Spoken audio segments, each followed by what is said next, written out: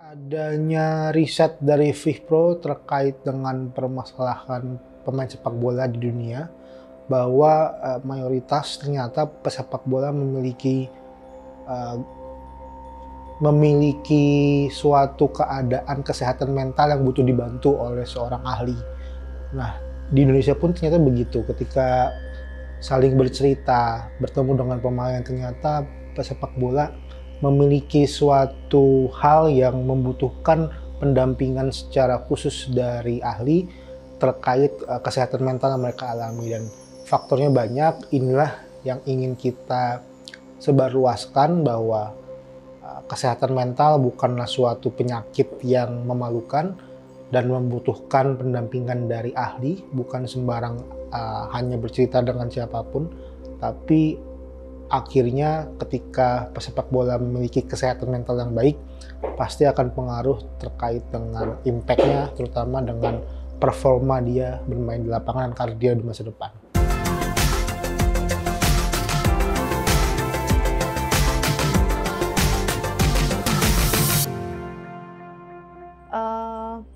Omongan-omongan dari netizen gitu kan.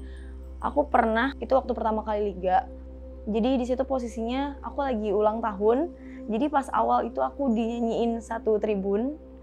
Tapi pas di akhir-akhirnya tuh aku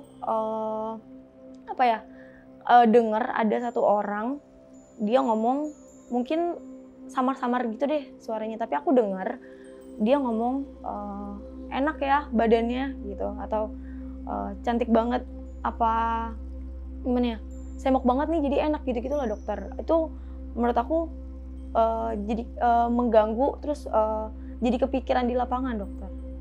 Itu sih. Yang saya pikirin itu keluarga saya, mental keluarga saya, istri saya, anak-anak saya. Karena di 2018 itu anak dan istri saya datang ke stadion nonton di sana.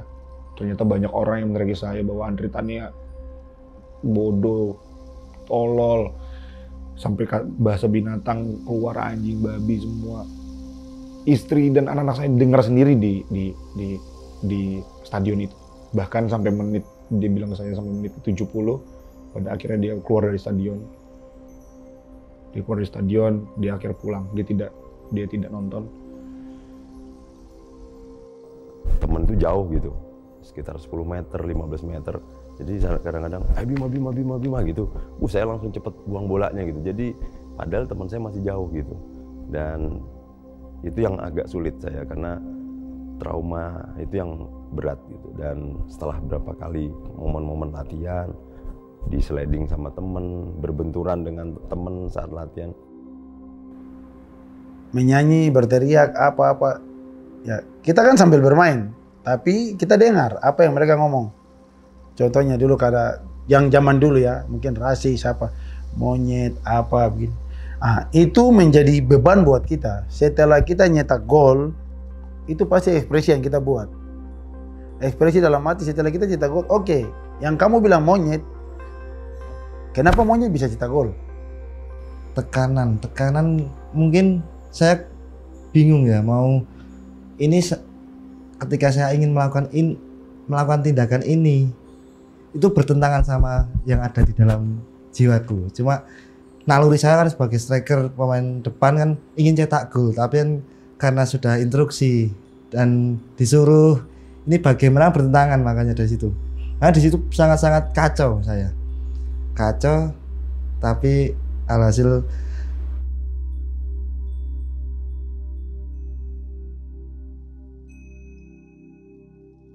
ya, pada saat teman-teman mengalami masalah seperti yang tadi kita sudah ceritakan ya, dalam kesulitan untuk mengontrol pikiran atau emosinya, atau merasa kayaknya mental saya sudah mengalami gangguan nih, mungkin teman-teman bisa menghubungkan diri ke orang-orang sekitar dulu cerita.